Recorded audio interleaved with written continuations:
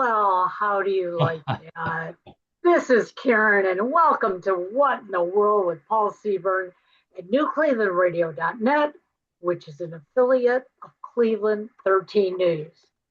On behalf of What in the World, we want to thank all of our listeners for supporting us in the past 15 days while we were nominated by Cleveland Scene magazine.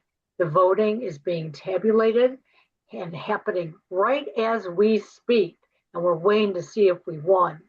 But even if we didn't, we appreciate all your effort to make us the winner and the best of the podcast. I also want to give a shout out to the Grassmen. Yes, we were at their game last week, also known as the Mahoning Scrappers, the Major League Baseball draft team in Niles, Ohio, just up the road from here. The front office, the team, and the fans were so welcoming. Problem we had was it was so much fun and so noisy. Our video, we have pictures, but no sound. So, well, we have sound, but you can barely hear it. So we won't be posting those videos, but we will be posting a story about it. This is a reminder to all of you out there, please support our sponsors, Beer and Belly Deli in Northfield, Ohio, Bigfoot Landscaping in Oakwood Village. What would you say to a naked alien? A book by Paul Seaburn, and Yes, I Can Coaching, life coaching with me, your producer. So before we get started, Paul, last week I made a big mistake.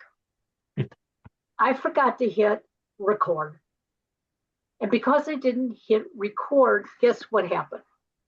We didn't have a show. Record. Well, we had a show, but didn't record. What else? There's something besides we didn't record? Yeah. No, Oh, nothing besides that. We just oh, didn't record. oh, okay. Oh, But we phew, are recording good now. I relief. just double checked. So Okay. we are recording. So would you tell everybody what we're going to talk about today? Wow. I thought we okay. Now that I have the assurances that I definitely are recording. What are we going to talk about today? I don't know. I have some notes here somewhere. Let me say hello to everybody out there. I'm your host. It's me, Paul Seaburn, your host of What in the World, everybody's favorite weird news podcast. Real news, sometimes strange, always funny. That's our motto. And hopefully, maybe next week we'll be able to say, and not only that, we were voted the number one best news podcast in Cleveland, Ohio. Wouldn't that be great? That would Um, as Karen said, and I said on Facebook, thank you to everybody who voted for us, and especially thank you for the nice notes that many of you sent to me and to Karen, congratulating us and wishing us well. It's so nice to hear from people. So we really do appreciate that. we do. Uh, yeah, it was a lot of fun. And it's an honor to be nominated. Ha ha ha. Yeah. But Tongue in cheek. yeah, there you go. Tongue in cheek. Thank you. Let me introduce everybody here. So the first voice you heard, she told you who you were listening to, Karen Hale, our producer, co-host, media mogul at newclevelandradio.net. Karen's got a lot of great podcasts at that website, so please check them out. If you got any messages to send to her, you can do it there or on her Facebook page. I'm also on Facebook. I also have a website, paulseaburn.com. You can communicate with me there as well. The other voice you heard in your other ear is none other than my old buddy, my old college friend and fraternity brother. Yeah, no, we would have killed each other if we roomed together. So we're Oh, still, there was no doubt about that. We would have lasted like 1 or 2 weeks, and that'd have been it. or been buried under beer cans, one or the other. But yeah, I'll introduce our co-host, host of What in the World of Sports, my trivia guy, my sports guy, John Denalo. Hey, John, how you doing? Hey, Paul, Karen, and audience, doing well, doing great. You made note if you're watching it live, our show live, I am donning a New York Knicks baseball cap, and in honor of the New York Knicks, who just won the NBA Finals last week. Kudos to them. Had a great series, and long-suffering fans are celebrating. And please understand that this show does not condone the acts of those knuckleheads that are burning buses and causing mayhem out in the streets kind of really takes away from the celebration, in my opinion. Strictly my point of view. Yeah, there you go. The opinions expressed by John Denalo are not necessarily those of What in the World or our sponsors. How's that? That's a great disclaimer. That's a great disclaimer, Paul. How about Okay, that? Boy, let's get I going wasn't sure I here. was going to Let's get get that going. out. Okay, great. Sure. Yeah, it was a nice series. Both teams play very well. They have very unusual players on the team. Let's hope that next year the Cavaliers are one of those teams, and that we know our fans will behave much better than those. Here. Knuckleheads. Perfect name for them. Okay, so let's get right to it and see what we've got here. We're going to be talking about today. Okay, today is Tuesday, the 16th of June, 3:30 p.m. Northeast Ohio. For those of you wondering where we're at, you can find us on your map. I don't have the latitude and longitude for those people. Oh, why not? I mean, I don't mean to get on your case, Paul, but I mean, our fans are expecting these kind of things, right? I mean, I don't mean to get on your case, but yeah, let's get some more information. Okay, John. What do we got? So we're going to have one last wrap up on our hunt for Bigfoot in Northeast Ohio. And we'll talk about almost a Bigfoot that was seen in Aurora, Ohio. So we got a couple of local stories to talk about. Wonder Woman's biggest fan. We're going to meet her. Kids getting famous by making paper airplanes in China. A person with a prickly pet in Poland. There's my alliteration for the day. A high school that solved its cafeteria problem in Japan. Now, everybody's eating in a high school cafeteria. You know the problems there. They solved them in Japan. We're going to find out how. There's a greatest of all time sheep in Olmsted Falls that we'll be talking about, and you'll find out what that means. Plus, we got some more odd news. We've got world records. We've got trivia. John's got another great sport for us, and we'll play everybody's favorite weird news game, Bluff the co-host. So let's get right to it. Let me get my photos lined up. I'll jibber jabber a bit while I'm doing that. I want to make sure everybody knows that not only are we are also disabled for sharing there, Karen. So why don't you we should on that? I took care of before. Wow. So we do have photos that go along with our stories, and the best place to see those is on YouTube. So assuming we get them going here, we'll be showing them. Let's see. I did say what we'll be talking about. We thanked everybody again for voting for us, and I can talk a little bit about the big wrap up. So we did go looking for Bigfoot in Northeast Ohio. As a result of the many Bigfoot sightings this spring, we went to the Beer Belly Grill over on Aurora Road. I guess, is it called Aurora over there? Yeah. Well, I think it's still, maybe it is. Yes. Yeah, in Northfield, Ohio. How's it looking, Karen? Paul, it says that we have shares, so I have no idea. I've got host disabled here. So I'll go to one more place. Yeah, we tried. We went there. They have a great big talking Bigfoot out front. So if you want to see a talking Bigfoot, that's the place to go. Really, to be technical, it's a talking Yeti, right, John? It's a Yeti because he's covered in white fur and he's in the northern climes, if I understand that correctly. Yeah, well, that's where he is. Yeah, the albino, like an albino snowman on vacation in Northeast Ohio. Yeah, and then we went. Stands out like a sore thumb. Oh yeah, Bigfoot landscaping supplies over in Oakwood Village. Yeah, Oakwood Village on 271 at the Broadway Forbes exit. They were nice enough to give us a lot of nice swag, a hat and a shirt and a coffee mug here somewhere. Okay, good, yeah. Nice people over there, and Bigfoot, a huge Bigfoot sign. You can't miss it. Although we didn't see Bigfoot there, we did see the sign, and we got a chance to talk to the nice folks there and learn a little bit more. Yeah, they were very nice. They're very cordial. Okay, Yeah. now So I bet you can share. okay, let's try it out here. Yeah, there we go. Okay, Okay, I good. should. You Thanks, know what? Zoom. This is the. We are really having a tough time here. Let me do that and do that, and now I'm ready to share. I can't believe all the technical difficulties we've had here today, but we are Yes. this is what happens when we spend so much time looking for Bigfoot and not enough time preparing for the show. So, okay, so we've got our logo up here. Let's see. We've got my book comes up next. There you go for everybody who watches. What would you say to a naked space alien? Available on Amazon. You can also get a link to it on my website, paulseaburn.com. All my favorite big alien abduction stories, but a lot of fun, a lot of funny, interesting stuff there. Okay, let's see. Oh, I did. There's my thank you to. We already thanked everybody, so I just thought I'd put that up there once Very again. nice. Very nice. Yeah. Yes.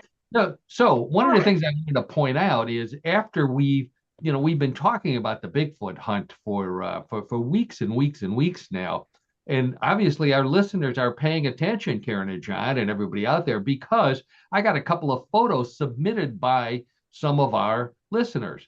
So the first one came from Mary, who's a fairly long time listener, and she said she was in Amish country over the weekend. For those of you who don't know, Amish country is where the Amish live east of Cleveland. And she saw Bigfoot there. So there she took a There picture Oh, of she. wow. Yeah. how about that. Very impressive looking um, Bigfoot. I would have thought he would be in a buggy, wearing one of those hats. I don't know if they could have clothes that would fit him, quite frankly, Paul. Yeah, yeah, but in Amish country, Bigfoot has to get a lot of good food. He's got trail bologna, he's got Swiss cheese, the pies, all the good stuff you get in Amish country. So Yep. thank You you, get Sure. Jerry. jerky out there too, don't you? You get various forms of jerky. I think, right, in Jerky. Oh, Amish that's country. right. Yeah, Yeah. yeah. Oh, I bet if they have venison jerky, Bigfoot loves that. And then also, I got a very unusual Bigfoot photo from Jocelyn. Now, Jocelyn happens to be Donna's sister, so she's a longtime listener, longtime follower of the show. This Bigfoot is actually in Washington State, and it's a giant, looks like a wood carving of Bigfoot, not in the details that you normally see. But nonetheless, I don't know if it was natural or what, but she said that she wanted to send that in as her contribution to the show. So thank you, Jocelyn, for that. Yeah, Uh, very nice. how Thanks. about that? Yeah. Yeah. So Karen mentioned we were at let's get back to that. I thought I had a photo from the game. Oh, I know. I tried to upload it. It wouldn't upload. This is the story of our lives today. Nothing's uploading correctly. So let's get right to the show. What do I got going here? Okay, so we mentioned Aurora, Ohio. Aurora is just east of Brecksville and the Northeast Ohio area where we're all living and broadcasting from. So while we were at the Scrappers game, we had a chance to talk to a couple of off-duty police officers. They were not on duty, otherwise we wouldn't be allowed to talk to them, and we can't use their name. But they mentioned that there was almost a Bigfoot sighting in Aurora, Ohio, and I happen to have a picture of the almost a Bigfoot, and there he is. He's actually a black bear. A black bear was seen in Aurora, Ohio. Um, just near Solon as well. So it was at the Beartown Lakes Reservation. If you don't want bears in your neighborhood, don't name your lake. Yeah, exactly. You're gonna jinx yourself with that. There you go. That's exactly right, John. So wildlife officials assured everybody that it was a black bear, not Bigfoot, and it was seen heading to a sausage shop in that area. So it could also be a Chicago black bear. Uh, Not really sure. They sent some advisories out to the people in the area, and this is something to keep in your mind because black bears do make it almost almost to the downtown Cleveland area. They do make it to the Cuyahoga Valley National Park and to some of the other Cleveland parks. So they advise you to keep pet food inside. Interestingly, they said nothing about the pets. Yeah, they might become dinner for the bear. I guess, yeah, cats and dogs are got to be a little concerned about that. But if you see a dog banging on the door, um, and you're in Aurora, there might be a Bigfoot in the neighborhood. Um, Maybe they think their pets are tough. I don't know. They have a pit bull versus a black bear. I think I'm going with the black bear. Now, piranhas, if they put a bowl of piranhas out there, I might go with the piranhas. We'll see. They also said to keep your garbage in a secured container. Now, bears know what to do when they find a garbage can and they can't get the lid off. They immediately go and find a raccoon. Yeah. Because raccoons can take those lids off. They have no problem at all. So, and that's courtesy of my neighbor who has raccoons in his trash all the time, no matter what he does. They also said to clean the grease off of your outdoor grill, which, that's the whole purpose of having an outdoor grill. So you can be lazy and just run out there, throw the meat on the grill, take it off, put it on the bun, run back and eat, and you don't have to clean up for anything. Right. Counterintuitive, it seems to me. Yeah. So they said make sure you clean the grease out of the trap and off the grill so you don't attract bears. I think the best thing to do if you have an outdoor grill, especially if it's a gas grill, what I would do is get a remote starter like you have on your car and hook it up to the starter ignition on your gas grill, and then hide behind the curtains and watch. And when the bear shows up, as soon as he sticks his nose in there, hit the remote starter. That would be cruel. No, it wouldn't, John. It would be warm. It would be Not for the bear. It would just singe his eyebrows, and maybe a whisker or two. But definitely get them back in the woods and not bother your house anymore. All right, so there's our almost a Bigfoot story for this week. Let's move on to Georgia and to our first world record. We love talking about world records on What in the World. This one is a really unusual one. So Alicia is the lady's name. She's in Cedartown, Georgia. She just set the Guinness World Record for the largest collection of Wonder Woman memorabilia. So she's got everything having to do with Wonder Woman. She's got videotapes. She's got playing cards. She's got glasses, drawings, books, autographed photos, you name it. She's got 1,581 unique Wonder Woman items in her collection. The only thing she doesn't have, she does have them, but the judges wouldn't count them. She has an invisible plane that Wonder Woman flies, but they couldn't see it. So, so it's invisible. Love it. Thank you for catching on to that one, John. Okay, so they also have a poster, but she only has one. The record for the most Linda Carter as Wonder Woman posters is a tie between hundreds and hundreds of guys who used to watch the show back in 1975. I can attest to that. I remember watching the show as well, John. So sure. She says the best part of the collection is as she brings it out, she watches and she can tell who the politicians are because she brings out the golden lasso, which causes people to tell the truth. And as soon as she brings that out, politicians split. So if the shoe fits, wear it, right? There you go. Or if the rope fits. So John, obviously, you were a religious watcher of Wonder Woman. No, I'm not going to say religious, but I knew the show was on, and she was very attractive. Didn't she play Linda Carter? Also play in movies? Didn't she play in movies? Yeah. Right. Okay. That's good. I don't remember the names of them or whatever, but yeah. I can't remember. Not as memorable as her performance in Wonder Woman. Sure. So if you watch the show, let's do a little trivia here. We do this as a public service for all of our listeners who happen to like to go to pubs and bars and on trivia night. This helps you get ready for whatever they might ask you. So if it's Wonder Woman night, you're going to be ready now. So John, do you remember what Wonder Woman's name was, um, her name, her secret name, the name she used in public, and also her name on the island where she came from. Oh boy, I tell you what, you got me on both of those accounts. I'm But drawing a blank. Sorry. Karen, are you a Wonder Woman? No. No, So her name, that's Athena. no, yeah, the her name on the show was Diana Prince, and Oh, she Okay, all right. she used that name because her name on the island was Princess Diana. So she was, ah, Oh, okay, all how right. about that? She was a Sure. princess on the island, and her mother obviously was the queen.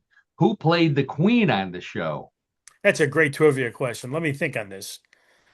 Uh, There were a couple of them, but the first two, you'll recognize. I'm drawing a blank on those two. Sorry. First queen, very unusual role for this lady. Cloris Leachman oh, wow. Wow. Okay. was the queen, Okay. Wow. and Wonder Woman's mother. She was replaced by Carolyn Jones. John or Carolyn Jones, famous from sure, the Addams Family. from the Addams Family. That's right. She played Morticia on the Addams Family. Okay, here's the best one. Um, her boyfriend, the major who found her and brought her back to the United States. Major Steve Trevor was his name. Who played Major Steve Trevor? And bonus, he also played Major Steve Trevor's father. Oh. Oh, you're gonna kick yourself. It was Lyle Waggoner. Oh, Oh, wow. Okay. All Lyle right. Waggoner, yeah, Sure. who Sure. who was coming off of his successful stint on the Carol well, Burnett Burnett. show. Oh, Yeah. Carol okay. Burnett. Right. Yeah. Now, Karen, this one's for you.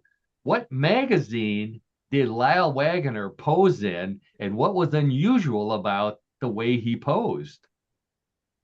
Well, the way you posed the question, I'd say she posed in Playgirl. In Playgirl, that's right.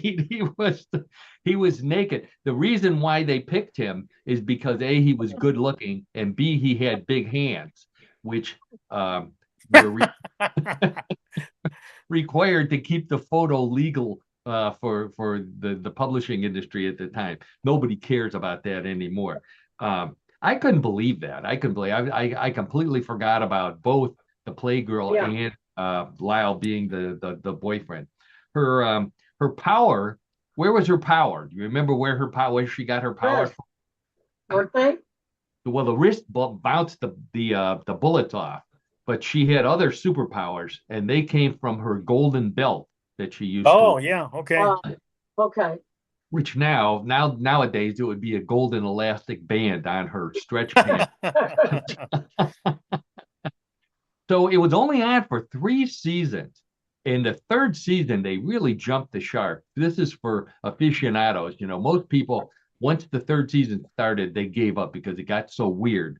So they added to the cast a new boss for her.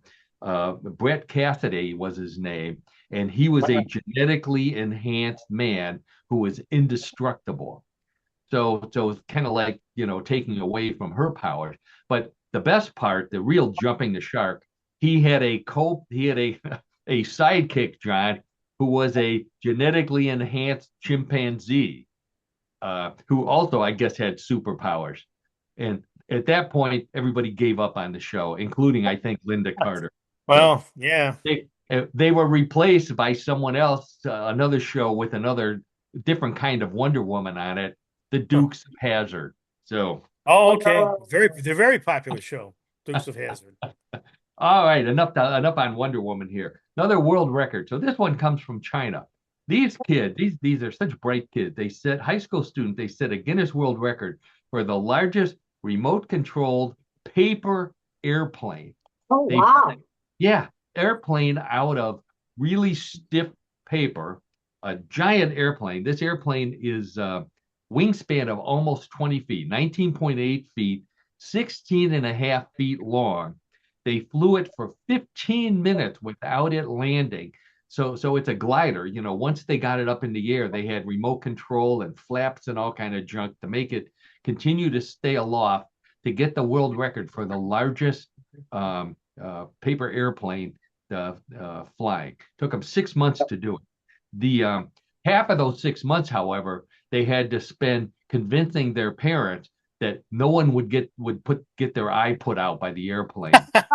It's too big to that. You'd be crushing the individual, not poking their eye. Yeah, really. There it is, way up in the sky over there. Wow. So it got up pretty high. I mean, very, Yeah, very really. interesting. So the small kids were in charge of flying the paper airplane. The biggest kids were responsible for crumbling up the ones that failed and tossing them into a giant wastebasket, which is what you do, right? With paper airplanes. Yes, you do. That's where they end up. Yeah. So it really bummed out the kite people in the because China's big for kite flying as well. A lot of them, they saw this thing flying up there. They just immediately flew their kites into a tree and went home. Oh boy. And believe it or not, they said it was a Catholic school. And one of the nuns was upset that they were making paper airplanes. She came out with a giant yardstick and tried to swat it down.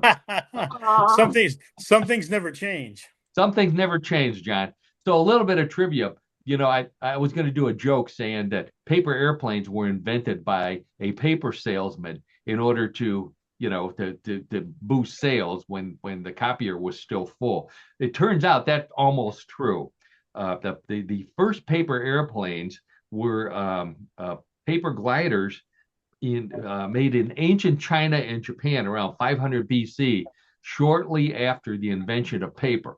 So one of the first things they did after they started writing was flying paper airplanes. I thought that's Yeah. wild. That's wild, yeah. And the Wright brothers actually used paper airplanes to test their different aerodynamic theories before they built the actual Wright brothers plane. But I don't know if they built one big enough for anybody to fly in. But I was guessing if they did, Wilbur was the older one, so he would have made his younger brother Orville be the one to sit in the plane and then push him off the cliff. He draws the short straw. That's right. Yeah, it's the rule. The older brother always Yeah. pushes the younger brother, makes the younger brother do stuff, crazy stuff. Okay. All right. So this is an Ohio story here. Many people in Ohio will recognize the picture that I'm going to put up here, and we know it as the Big Basket Building. John and Karen, did you guys ever go to this Big Basket Building?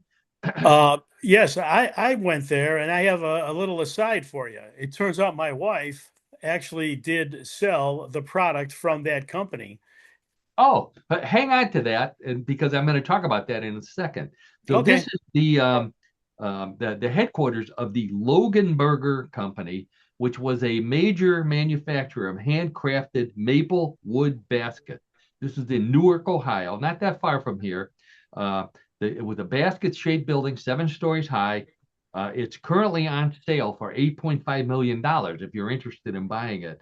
The only bidders so far is a conglomerate of secret investors who would only go by the code names Yogi, Boo Boo, and Ranger Smith. So no one knows. You can draw your own conclusion from that. Yeah. There you go, giant picnic basket. So the workers, they interviewed some of the workers, and they said the pay was good. The hard part was they all had to sit on giant plastic cups Oh. along with the steam. Yeah. They didn't really like that. Yeah. So this was built in 1997 for $32 million. So the value's really gone down, probably because, unless you sell baskets, what else are you going to, do you really want to go put your headquarters in a building shaped basket? Yeah. And there's no market for wooden picnic baskets anymore. Once the pizza places started delivering pizza to the beach or to the park or wherever you're at, who needs a picnic basket? So That's right. yeah, they so the real estate listing says it can house more than 500 employees, and it even has a workout facility. Now I looked it up, and the workout facility basically is doing chin-ups from the handles. So Oh, that seems a little difficult to me. it doesn't have you. Me too. No kidding. So the Loganberger Company was founded by J.M. Loganberger, who learned basket weaving in 1919, back when basket weaving was still a thing. He sold baskets on the weekend. This is where the start of what John was talking about. He made enough money selling baskets as a side gig to open a basket factory in Dresden, Ohio. With so in 1973, he made enough money that he could buy the company that he was working for and change the name to Loganberger, and that's what they made, Loganberger baskets. Sold through multi-level marketing. So you said that the lovely Annette was a multi-level marketing person for the Yeah, basket. yes, she did. So she would have to actually put these products on display in people's homes. That was the Yeah. only way you could gain the product, was through those shows at an individual's house. So what did she do? Did she like put a blanket on the floor and have a picnic in the living room, or? No, I think she did a lot of other work, just assembling as many baskets and having as many ladies, or in some cases even men, being interested in buying them. She was very good at it. She did it for a long time. Yeah, well, I guess so. Wow. So you can verify this. They said that each basket is signed by the person who made it. That's Uh, correct. Yeah. that's correct. Wow. How about that?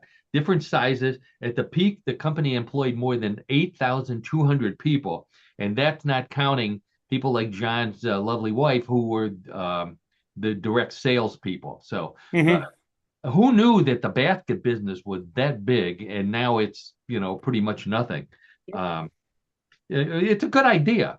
I think maybe Annette did this. You sell somebody a basket, and then you say, "Hey, how are you going to take that home?" And they say, "Well, gee, I don't know." So then you sell them a bigger basket that they put the basket in, so they have something. Well, Or I don't maybe know if that's Annette just did that me. actually, but it's very All right. unique. Let's put it this way: very unique company with very, very different products. I guess so. I guess so. Wow. And a little bit of local flavor there as well. Okay. Let's go to Poland now. So this, I love this story. So this guy, he's an exotic animal expert in Poland. He was called out to help capture a porcupine. So, he says he knows how to handle porcupine. So he goes out to handle it. It's running loose in Krajewska, Poland. And I know I mispronounced that. My lovely wife will tell me the correct way to pronounce it because she's Polish. He gets to the place, and he's surprised to discover that the porcupine is actually his pet porcupine, which escaped from his backyard. So, who keeps a pet porcupine is the first question I ask. Um, did Other than if you want to keep, people from breaking into your house, that might be a good reason. Uh, Yeah, it I, could be a real good deterrent with those quills he yeah. has, right? Or, Wow. or if you keep it in the house, it keeps your friends from staying too long for a party, or you That know, would work too. bring out the porcupine. Yeah.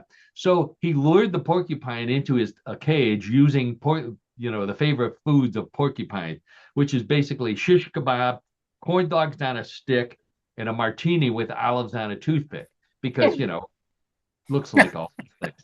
Um, I said it makes a great watchdog. It's kind of like having a pit bull with a dart gun, you know. That's a good comparison, Paul. Oh. So, but they called it a pet porcupine, and those words just don't go together, pet and porcupine. I never thought I'd see those two together. And believe it, and you can't even pet a porcupine. Um, I don't think so. Unless there's one certain way you're allowed to pet it. You can't sleep with it in bed unless you're one of those Indian guys who sleeps on a bed of nails. Then it'd be Oh. perfect pet for that guy. And then what do you do if you want to take him to a groomer? The needles, the quills are getting too long. No groomer's going to want to touch him. You got to take him to an auto body shop, and hold him up to a grinder, and get the points ground down. Uh, Wow. I know. I think too much about this stuff. The You could say that, Paul. the good yeah, and you will. The good news is that the pet porcupine was back with his owner. So we're always glad to bring good news like that. Okay. So was it last weekend? Hey, Two before weekends. you go any further about the porcupine, Of are course. their quills truly poisonous? No, No. no. However, I think there is some kind of poisonous sac um, on the porcupine. And if I remember correctly, I think if you flip them over, if you're an animal that flips them over, thinking, oh, I'm smart, I'll put the quills on the bottom. I think they have a poisonous sac on the bottom that would harm Got whatever it. touched it. Yeah, but Okay. no, the quills are not poisonous. Thank God, Okay. goodness. Thank you. Okay, so I went to a high school reunion. I guess I'm up to 55 now, as is John, and it was held in my high school in the gym, which is above the cafeteria. I went down to the cafeteria. It still smells like mystery meat. You can't get that smell out of a cafeteria, and it's even worse at our cafeteria because our cafeteria was next to the gym lockers. So, Oh, yeah, it wasn't the mystery meat that got to you. It was the smell of dirty socks coming out of the gym lockers. And nonetheless, we still had a good time. So, but it brought back memories. This story brought back memories. So the Kochi-Kyo High School in Japan closed their cafeteria, not because it smelled, but because they couldn't get any more people to work at it and they weren't making any money. And instead, they put inside of the cafeteria a working 7-Eleven store.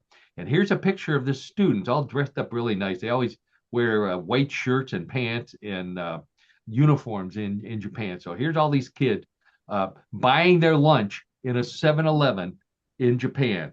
They have prepared foods there for the student lunches. But in honor of the old cafeteria, the 7-Eleven also serves gravy Slurpees, mystery meat jerky, and and frozen lime Jello squares on a stick.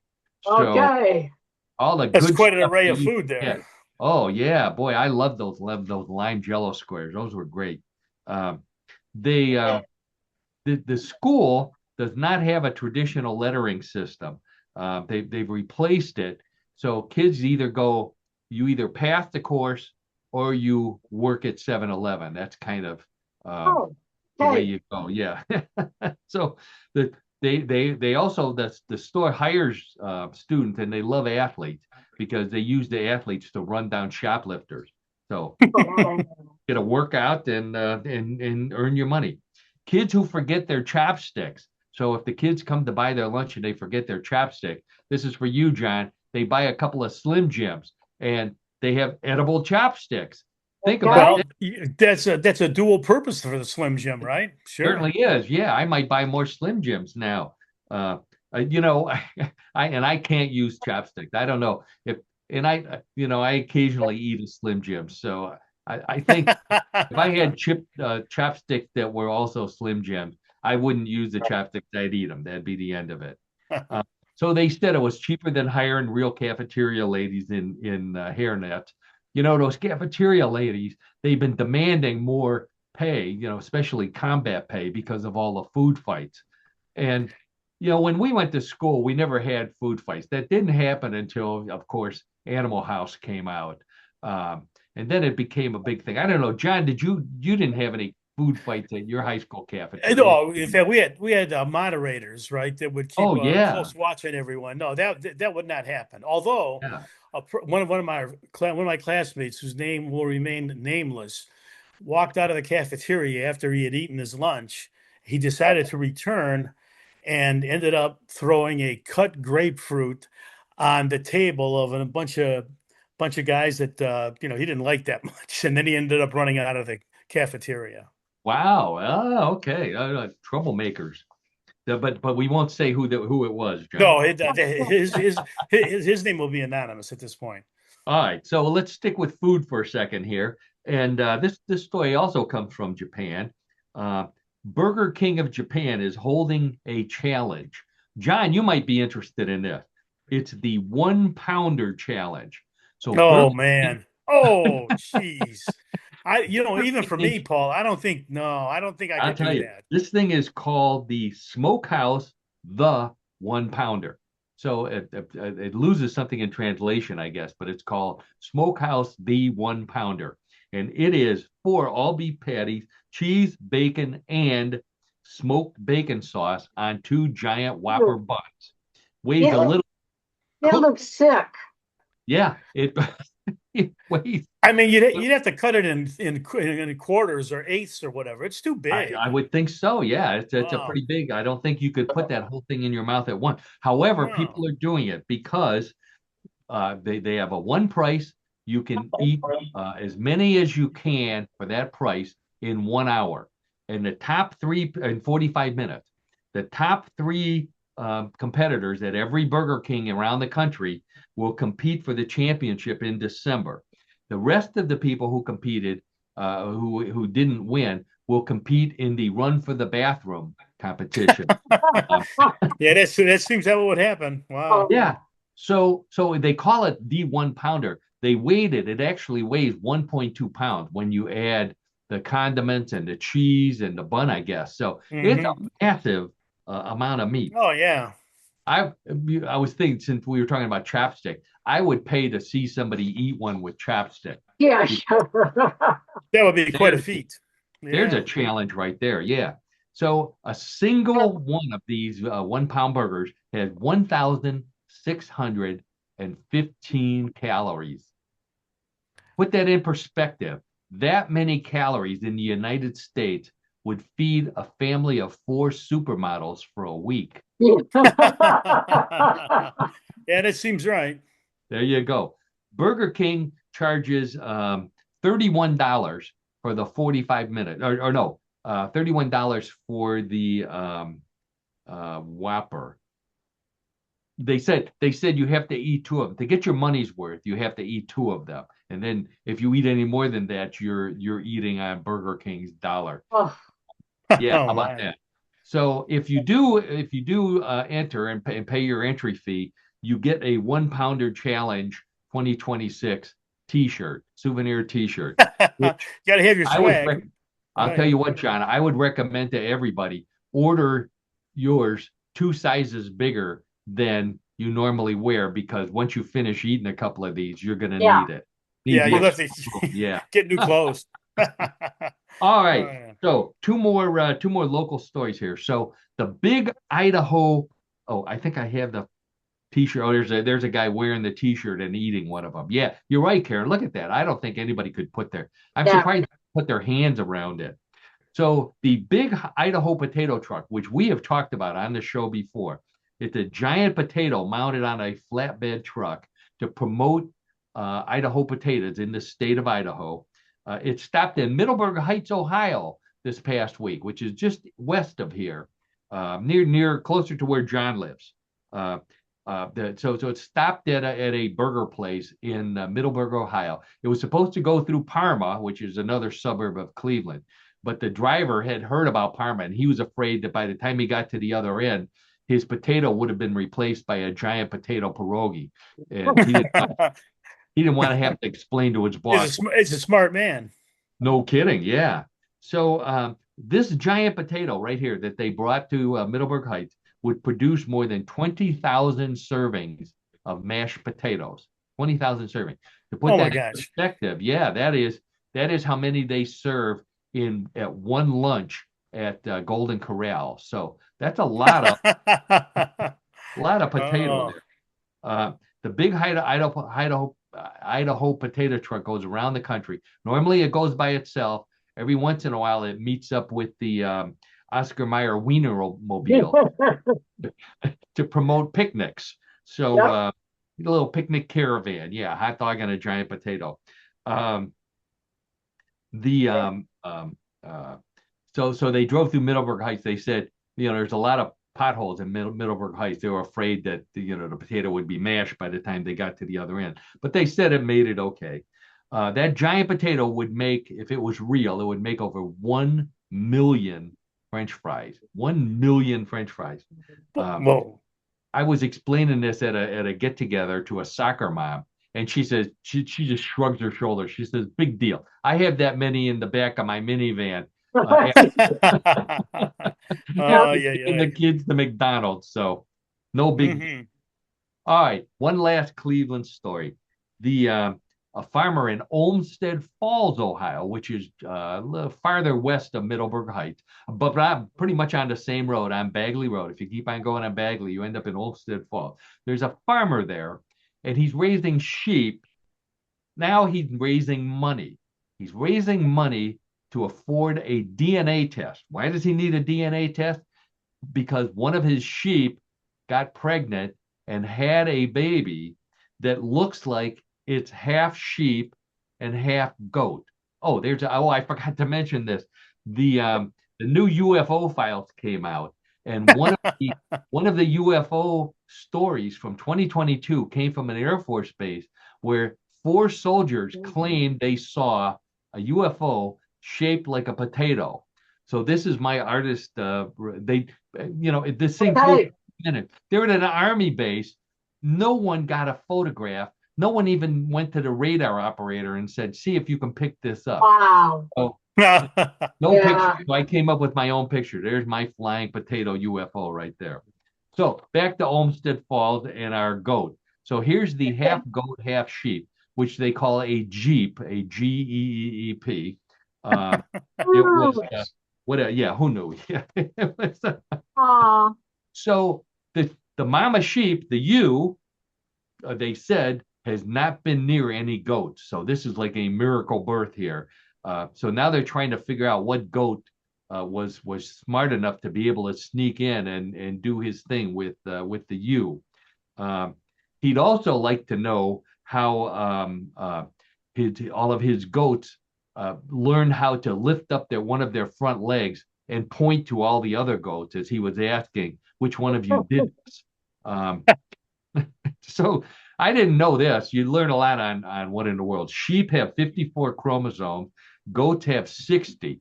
So that doesn't match. Technically, they're not supposed to be able to mate, but apparently that happened. So this Jeep has 57 chromosomes. And add those together, divide by two, that's what you get. Farmer can't afford $1,000 is what it costs for a DNA test on this sheep. So I think it'd be cheaper, if you ask me, just to go back to the goats, give each one of them a cigar and see which ones eat the cigar and which ones smoke it. The ones that smoke it, that's the father. Um, so Oh. the goat's name is Karev, Karev, which is a Slavic name. It's Slavic for I didn't do it. Um, Oh. the Now I mentioned this is the greatest of all time, which symbolically the letters represent GOAT or goat. So everybody, when you say goat, everybody thinks of Tom Brady. Believe it or not, there are over 1 million goats in the United States named Tom Brady because of that. So you know, it, Tom, you can brag about that if you want. Um, Although not in Cleveland. And I'll tell you what, I would hate to be a goat in Cleveland named Miles Garrett, which is Oh. right. Yeah. I'm afraid I know what's going to happen to that little goat. And on that note, I guess I should end on a happy note. That won't happen. We love Miles Garrett and we love our That's goats and sheep in Cleveland. But that's the end of my section of What in the World. That means it's time for um, what is it time for? It's time for What in the World of Sports with my old buddy John Dinallo. So every week I ask John to come up with a sport that matches our motto, real sport, sometimes strange, always funny. And regular listeners know John comes up with a sport that baffles and just totally drives us batty. I've got your photos all lined up, John. Why don't you tell us what kind of sport you've got for us? Oh, thank you, Paul. Sure, Karen and audience. So our sport this week is one that goes back several years. It goes back to the early 1900s, Hmm. and the sport was field lacrosse. And notably, it was an event at the 1904 Summer Olympic Games. Let me explain. Field lacrosse made its Olympic debut at the 1904 Summer Games, which were held from July 1 to November 23rd, 1904. That's really a long period of time to Long have time. these Yeah, no games. kidding. And But this is the first time that lacrosse was in the Olympics. that's correct. Yeah. But there is some significance of these 1904 games, and it is the fact that they were the first games to award a gold, silver, and bronze medal for first, second, and third place. Wow. Another little known fact is that the games were originally awarded to Chicago to compete with the Louisiana Purchase Exposition, but due to travel difficulties and the Russo-Japanese War, 85% of the 651 athletes were from the United States, and then St. Louis was then awarded the games. Wow. Yeah, now the games were held at Francis Field in St. Louis. There were a total of 39 competitors from the two nations. There were two teams from Canada and one from the United States. There was usually a planned field of four teams, but this is interesting. A team known as the Brooklyn Crescents, they were disqualified due to allegations of the team using professional players. Geez, professional lacrosse players. Wow. Yes. Now, one of the Canadian teams was made up of entirely Mohawk Nation players. The players of the Mohawk team were an all Indigenous squad hailing from the Six Nation reserves in the province of Ontario, Canada. And this team won the bronze medal. The victorious Shamrock lacrosse team was also known as the Winnipeg Shamrocks, since their players were from the province of Winnipeg. In the final match, the Winnipeg Shamrocks easily defeated the St. Louis AAA team in the final game by a score of 8-2, bringing home the gold. The United States got the silver medal. Now, the 1908 games were held in London, England, but only featured two teams representing Canada and Great Britain. United States was not included that year. The Canadians again won the gold medal in a single championship match by a score of 14-10. Lacrosse will return at the 2028 Olympics, but the competition will take place in the faster lacrosse sixes format, so not a traditional arrangement per se. So think of this. Native Americans invented lacrosse as a way to settle disputes between tribes instead of going to war. That sounds like the games were needed to be brought back. Oh, no kidding. Yeah. Yeah, Wow. sure. How So, about that? Yeah, a big Native American sport, right?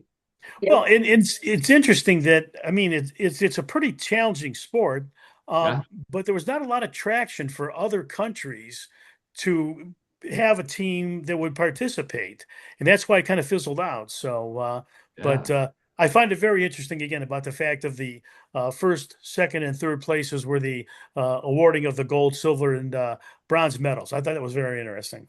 Yeah, you think this looks like one of the medals here for lacrosse. You would think, yeah, they're so associated with the Olympics, gold, silver, and bronze that they were there forever. Going all the way back Oh, there. sure, right.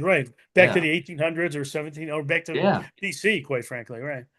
Well, I have to admit, a great sport, great sport. I didn't realize that it was in the Olympics before. Um, I have become a fan of lacrosse over the past couple of years. Karen's son worked for a lacrosse team for a while. Yep. Yeah, yeah. And I like watching college lacrosse. But thinking back, you're right. It wasn't even popular in the United States during the time that we were growing up. We didn't know anything about lacrosse. And yet, John, I remember when we were in college, we were challenged to a game of lacrosse by one of the other fraternities. I don't know if it was an intramural game or what it was, but we were challenged to a game of lacrosse. Do you remember that? No, I don't really. I mean, no, I'm No, drawing a blank on that. Yeah.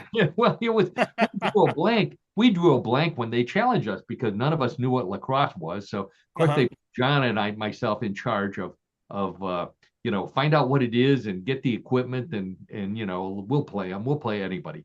So we went looking. We didn't even know where to go to find out anything about lacrosse. So John came up with the bright idea. Let's go to La Crosse, Wisconsin, which is a real city. And we I figured think I blocked this from my memory on purpose, Paul, but go ahead. so. This was the perfect pick to go. We went to La Crosse, Wisconsin, and we pulled into La Crosse. And the first thing that we saw was the world's largest 6-pack of beer. Oh, wow. I'm Yeah. not sure why I didn't remember that, but wow, look at that. Wow. The world record 6-pack of beer is in La Crosse, Wisconsin. You can see how big it is. There's two young ladies standing in front of it that I'm sure we tried to meet, and they went running real fast in the opposite direction when they found out we were Cleveland. Story of our lives. So these are actual storage containers for beer. There is beer in these containers. They hold together, all 6 of them, um, 688,000 gallons of beer. That's I don't know what they're storing it for. Here's another photo of it. Wow. So this is the Heileman, the G. Heileman Brewing Company. Mhm. They built them in 1969, so they were brand new by the time we went over there. Oh yeah, sure. To hold the excess beer from the factory. They were painted in 1970 to look like the beer cans, and to highlight that this was the headquarters. So there's a rumor, and I think we heard this. There was a rumor that some of the students from the University of Wisconsin at Madison once tried to tap these beer kegs with an axe, which didn't Oh work. my. Yeah. Now, if anybody from the company is there, they didn't get that idea from us. Okay. Oh, they did. No. No, yeah. We have a disclaimer on that one, sure. There you go. Yeah. So John and I did the right thing. We bought a case of lacrosse beer and we brought it back, and we shared it with the other fraternity, and that was our lacrosse game for the year. Like the Native Americans, we settled our differences with lacrosse. How's that? See that? Oh, yeah, yes. A happy ending. All right. Thank you again, John. Great sport. Great Oh, you're sport. welcome, Paul. Great Care to an audience. lacrosse. Thank All you. right. Oh boy, we got to speed it up here. So we've reached the end of sports. That means it's time for what in the world, everybody's favorite weird news game. Uh, the rules of what in the world? No, the rules of Bluff the Co-host are simple. I've got 3 stories similar to the ones we've been telling all afternoon. One big difference: those stories were real. These stories may be real, may be a bluff. It's up to Karen, John, and all of you playing at home to decide real or bluff. Wagering is allowed, so place your bets. John and Karen, place your hands on the buzzer, and let's get right to story number 1. Money doesn't grow on trees, but chairs do. A couple in England has been using bonsai techniques to shape young trees into chairs and then sell them for thousands of dollars after they grow into sturdy wooden seats. Now, you may want to place your order now because it takes up to 12 years to grow one of these chair trees and a century to grow an entire dining room set. That's why the couple is buying more orchards and teaching classes on how to grow chair trees in hopes they can get a steady supply of trees and chairs for their furniture store.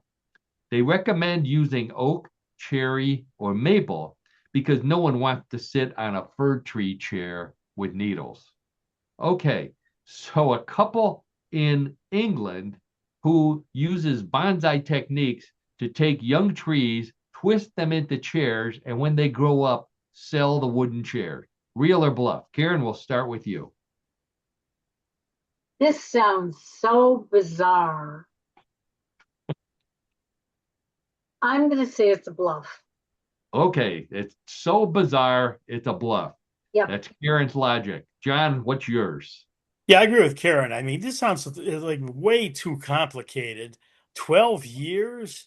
I mean, I I just don't think it's possible. I'm going to say it's a big time bluff. Okay, all right. So both Karen and John say it's a bluff. Let's check with the judges, and the judges say bad news. That's a real story. They really do. They've been doing it for a long time, obviously, and now they finally have chair. I know, John, you'd like to see a photo. Well, you got to know where I'm coming with this or going with Yeah, this one, you'd Paul. have But to that's I'm Google it, looking. but Yeah, yeah, yeah. looking for photographic evidence. Let Okay, me say depends. the chairs are not the straight lace kinds, the straight back kind you see. They're kind of gnarly looking and curved, but Okay.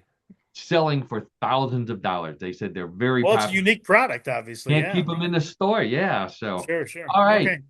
Well, so the score is still 0-0, tied. Let's get to story number two. Pittsburgh Steelers Hall of Fame defensive tackle Mean Joe Green has teamed up with a Pittsburgh grocery store to sell a line of ready-made salads called Mean Joe's Greens. Green admits he used to hate salad and consume mostly steaks and Coca-Cola during his playing years with the Steelers, but he's gotten slim and healthy recently, eating a special combination of lettuce, kale, collards, and other leafy green vegetables. Green admits that he still thinks greens taste mean, so Mean Joe's greens come with a special healthy salad dressing he guarantees will make his salad taste like something delicious and unhealthy. If you live in Pittsburgh, you can see his familiar commercial with Mean Joe Green tossing a jersey to a kid eating one of his salads.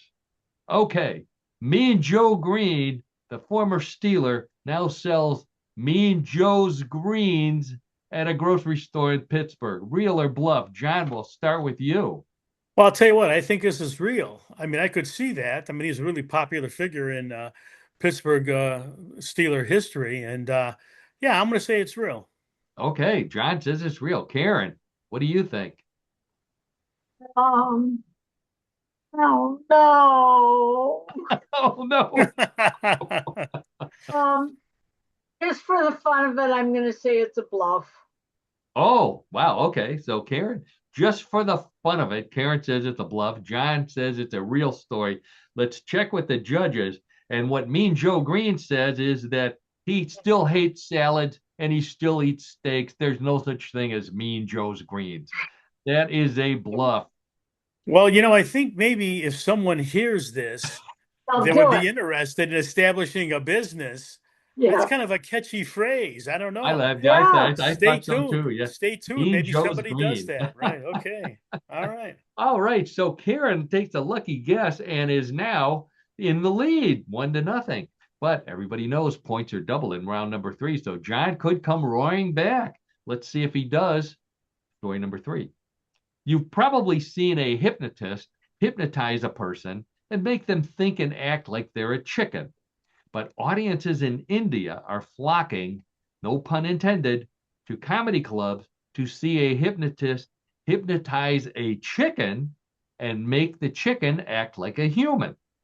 The hypnotist started as a pet psychic and found that her ability was strongest with chickens, so she tried making one wave, dance, roll over, and play dead without any previous training.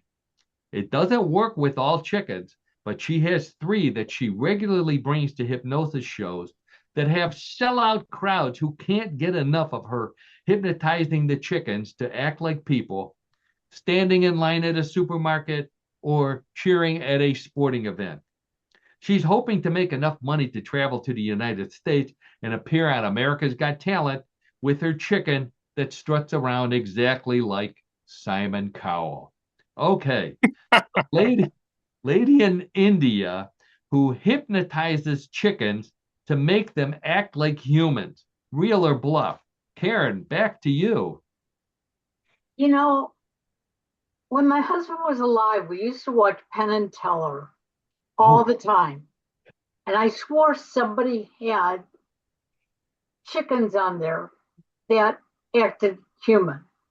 So I'm going to say it's true. Okay. Karen says it's true. John, how about you? Well, I'll tell you what, folks. I'm hoping this is going to be a bluff because this could make my head explode if that really took place. Chickens behaving like people. What is the world coming to? I'm going to hope this is a bluff. Oh, okay. So John says it's a bluff. Karen says it's real because she saw it on Penn and Teller. I think. Yeah, well, if I'll explain something in a second. Okay, so Karen says it's real. John says it's a bluff. Let's check with the judges. The judges say congratulations go to John. That is a bluff. Um, Oh boy, now I can sleep tonight now. Yeah. That's good. I've met Penn Jillette a long time ago. I was going to say I don't know if I still have his number. Boy, if they actually did this on the show, I'd have to check it. Penn and Teller didn't, but they have that show where magicians come on. Oh yeah, yeah. Oh yeah, sure. Somebody was using a chicken to choose things. Yeah.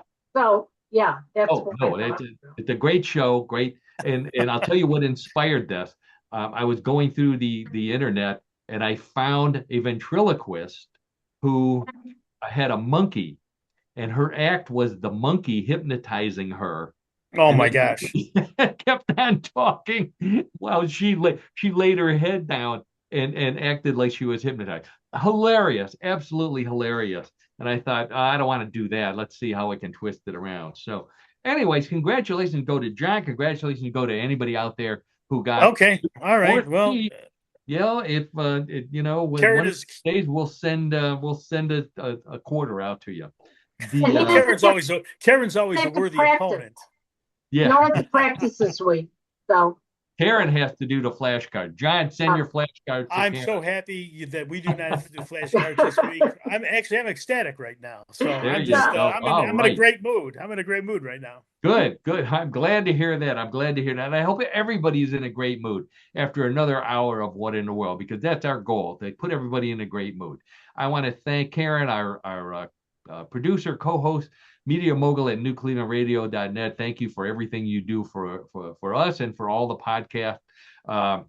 You do such a super job, so thank you for doing that. I want to thank channel Cleveland News 13 for their working with us on the big Bigfoot hunt and the scrappers and posting our videos and all that good stuff that they do for us. I want to thank my old buddy John Dinalo for being our sidekick, our co-host and host of One in the World of Sport. John comes in and he puts up with me every week and he comes back for more. So thank you for doing that, John. You're welcome, Paul. Looking forward to next week. Yeah, that's right. We will be back next week. But especially I want to thank everybody out there again. Thank you if you voted for us. Thank you for listening to us. Thank you for sending us photos of Bigfoot and whatever else you come up with. If you find a great story, send that to us as well. I already told you how to get in contact with us, so I won't go through that again. But please, you're the reason why we do the show.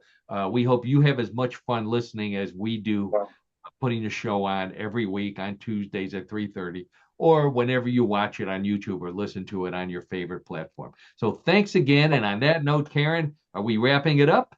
We're wrapping it up, and we'll see everybody next week. Have a great week, everyone. Bye, Take everyone. Care.